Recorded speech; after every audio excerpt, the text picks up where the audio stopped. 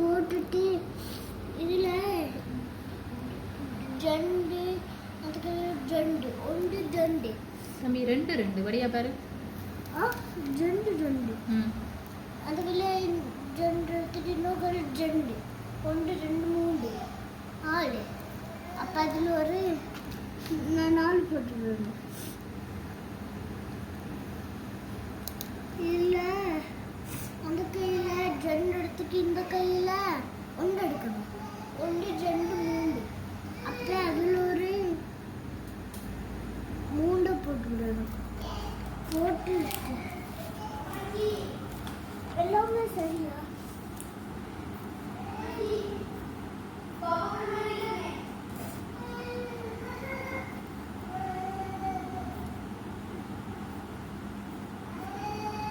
எல்லாம் சரியா